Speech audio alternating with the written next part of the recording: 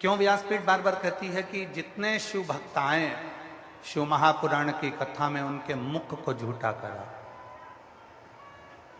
अपने साथ पानी की 2 बोतल लेकर चलो, एक खुद के लिए, एक अपनी अड़ोसन पड़ोसन पीछे वाली धड़ोसन के लिए। छाता लेकर चलो, बिछाने का आसन लेकर चलो। क्यों कहती है शिव पुराण की जितने शिव भक्त आपके नगर में आए, जितने शिव भक्त आपके कथा श्रवण करने आए, उनको पानी पिला दो, टॉफी खिला दो, बिस्कुट खिला दो, कुछ भी खिलाओ, पर उनका मुख झूठा जरूर करो। ये केवल सीहोर वाले बाबा का बोला हुआ नहीं है। ये कभी मौका लगे तो भगवान श्री अमरनाथ जी का चरित्र पढ़िएगा, स्कंद पुराण। भगवान शंकर माता पार्वती जी को अमर कथा श्रवण करा।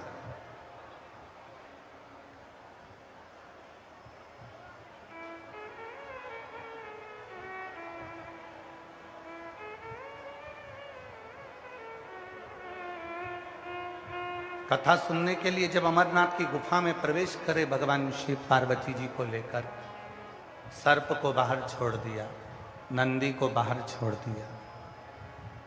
भगवान शंकर के साथ में कोई नहीं गया, गई तो केवल एक माता पार्वती जी थी।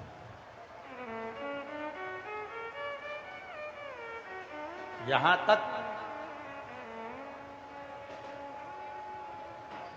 भगवान शंकर ने सबको बाहर छोड़ा, गंगा सिर पर रह गई थी।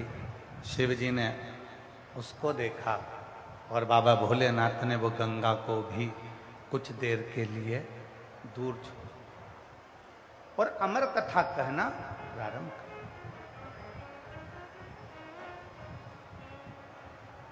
कथा चलते चलते चलते चलते 3 दिन निकल गए।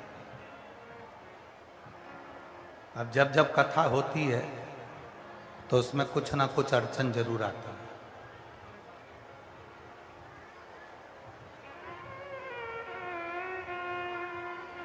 कुछ ना कुछ परेशानियां। भगवान शंकर की कथा, श्रीमद् भागवत कथा कराओगे तो कोई तुमको तकलीफ नहीं आएगी, बड़ी प्रेम से कथा हो जाएगी। श्री रामचरितमानस की कथा कराओगे कोई तकलीफ नहीं आएगी, बड़े प्रेम से हो जाएगी। गीता जी कराओगे बड़े प्रेम से हो जाएगी, शांति से हो जाएगी। विष्णु पुराण, नर्मदा पुराण, कूर्म पुराण, नारद पुराण, वराह पुराण, वामन पुराण, ब्रह्म विवर्त पुराण, जितनी पुराण कराओगे बड़ी शांति से हो जाएगी। पर एक कथा, और वो कथा है शिव महापुराण की कथा, ये साधारणता से नहीं होती।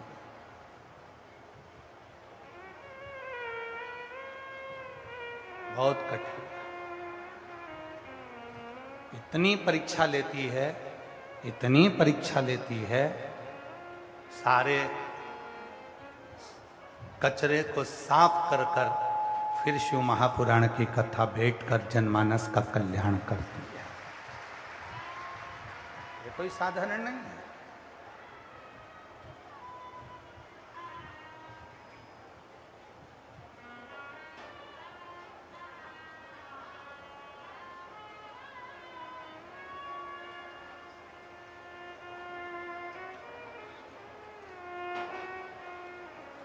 इसको पहचानो। 3 दिन हो गए और 3 दिन तक भगवान शिव और माता पार्वती जी अमरनाथ की गुफा में बैठे बैठे 3 दिन तक अमर कथा चलती रही। अमर कथा।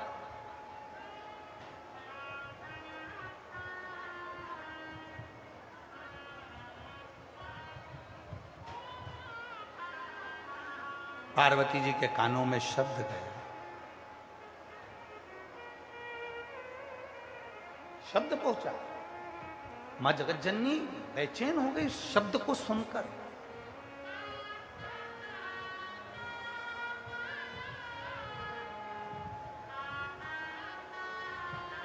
बाबा बाबा सब कहे, माता कहे ना कोई। एक बार जो माता कहे, सब मनोरथ पूर्ण होई। अभी तक जितने पुकार रहे थे बाबा बाबा बाबा बाबा बाबा बाबा कहकर पुकार रहे थे, और अब शब्द माता के कानों में पड़ गया। माँ दुर्गा, भवानी, जगत जननी, माँ आदिशक्ति, माँ अम्बा जगदम्बा, माँ वैष्णव रानी, माँ जगत जननी ज्वाला देवी के कानों में पड़ गया। माँ चामुंडा, कुष्मंडा, स्कंदा के कानों में पड़ गया।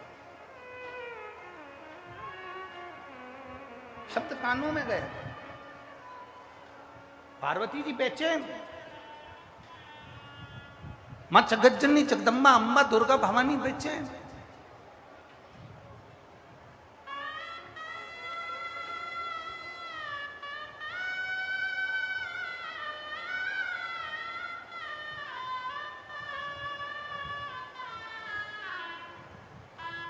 एक लाइन हमारे शैलेंद्र भैया बहुत अच्छी गुनगुनाते हैं कि बेटा जो बुलाए माँ को आना चाहिए। ओ मैया जी के चरणों में ठिकाना चाहिए, बेटा जो बुलाए माँ को आना चाहिए। ओ बेटा जो बुलाए माँ को आना चाहिए। ओ मैया जी के चरणों में ठिकाना चाहिए, बेटा जो बुलाए माँ को आना चाहिए। माँ जगत जननी जगदम्बा दुर्गा भवानी के कानों में शब्द पड़ा और माँ बेचैन, माँ बेचैन। उनके मुख शब्द सुनते से उनकी बेचैनी बढ़ गई। शब्द सुनते से वो बेचैन, कानों में शब्द जाते से वो बेचैन। बाबा बाबा सब कहे और माता कहे ना कोई। 3 दिन जब विश्व का भरण पोषण करने वाला विश्वनाथ, दुनिया को अन्न देने वाली अन्नपूर्णा स्वयं 3 दिन तक जब गुफा में बंद हो जाए, गुफा के अंदर जाकर बैठ जाए, तो पूरे विश्व को ना तो भोजन मिलेगा, ना पानी मिलेगा, ना अन्न मिलेगा, ना कुछ नहीं। जब विश्व का नाथ स्वयं विश्वनाथ अमरनाथ की गुफा में जाकर बैठ गए, भोजन पानी सब बंद। चीख पड़े लोग, आवाज लगाने लगे बाबा बाबा बाबा बाबा। पर बाबा तो कथा कहने में लगे थे, स्मरण नहीं गया। पर जो कथा सुन रही थी वो माँ जगत जननी के कानों में शब्द पहुंच गया। वो माँ जगदम्बा के कानों में शब्द पहुंच गया।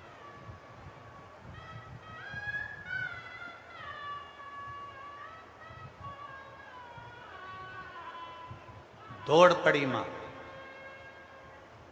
शिव कथा कर रहे हैं, भगवान शंकर ने आवाज लगाई, पार्वती तुम कहां जा रही हो? पार्वती जी कह रही हैं, किसी भूखे को भोजन और प्यासे को पानी देने जा रही हूं बाबा बर्फानी, अभी आता। पार्वती कथा छूट जाएगी, तुमको दोष लग जाएगा। कथा रह गई तो तुमको दोष लगेगा। पार्वती जी कहती हैं, किसी का पेट भरकर और किसी का मुख झूठा कराकर मुझे विश्वास से जो सुख मिलेगा वो सुख जीवन में कभी नहीं मिलेगा। माँ जगत जननी 3 दिन की अमरनाथ की कथा श्रवण कर कर ओझल होती हैं और सबका पेट भरकर सबका मुख झूठा कराकर फिर कथा सुनने बैठती हैं। तो भगवान शंकर ने कह दिया, पार्वती देवताओं को श्राप लगाए कि इनके घर में संतान नहीं होगी, और ये श्राप किसी और का नहीं, दधीचि ऋषि की धर्म पत्नी सुवार्चिका है। मैं गर्भ से हूं और तुमने मेरे पति के प्राण ले लिए। मैं श्राप देती हूं किसी देवता की पत्नी गर्भित नहीं हो। जरा ध्यान देना कथा पर। अधिक मास के पवित्र अवसर पर, पुरुषोत्तम मास के पवित्र अवसर पर घरोड़ा की पवित्र भूमि अनाज मंडी में यह कथा प्रारंभ हुई है। हरियाणा के करनाल में पार्वती